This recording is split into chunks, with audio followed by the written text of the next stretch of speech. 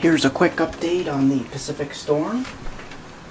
We have the Pacific Storm out here out west. I'm going to briefly touch on it really quickly here with the northwest mainly as the focus for the weather for the next several days. You can see this is a loop of precipitation across the northwest and west coast through Thanksgiving here.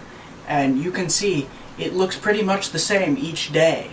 Every frame we go through, we have one system, a second system, a third system, and possibly a fourth system later on in the Thanksgiving period. So this is what we're going to be looking at for the northwest. This is of concern, not because the storms are so strong. The storms are actually fairly normal for the northwest.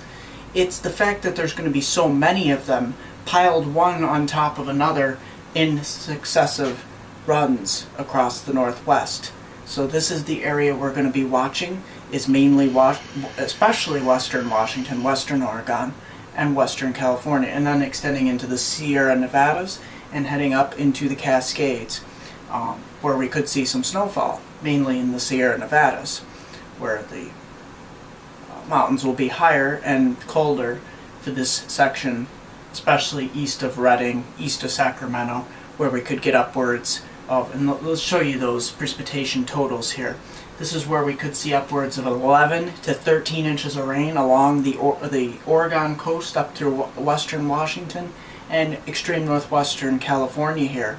And this is the area where we could see excessive rain, prolonged periods of rain, and then you look into the mountains here, and this would equate to a couple feet of snow, especially mainly above 6,000 feet, with snow levels lowering occasionally to about 5,000 feet. Klamath Falls should actually dip down to the low 30s at some point one of these evenings, in the next couple evenings, and we'll actually change the rain over to snow. So we'll have those little bouts of snow below 5,500 feet, but it will mainly be above 5,500 feet, particularly above 6,000 feet, where we actually have the winter storm warnings across, you can see the shading here, across the Sierra Nevadas here, and mainly high wind watches and flood watches across southwestern Oregon here and the coast. And these will likely be expanded as we get closer to a lot of these storms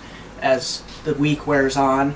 Holiday travel is going to be greatly impacted here in the northwest, as this will be a prolonged period of heavy precipitation, heavy wind, and heavy mountain pass snow here. So if you're heading into, say, east on some of these interstates like Interstate 80 or whatnot, or heading east into across Oregon and eastern Washington, these areas too could be impacted by a lot of frozen precipitation.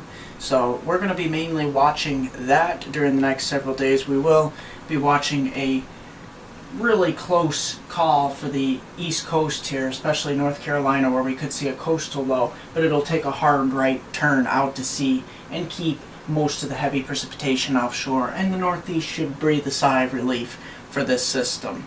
Other than that, the rest of the country is very quiet and will remain very quiet as temperatures remain quite mild for this time of year. I'm meteorologist Mark Molnar. Like us on Facebook at MeteoMark, and don't forget to subscribe to us here on YouTube. Here's a 4-day forecast for my hometown viewers from Binghamton to Elmira and the northern tier counties of Pennsylvania.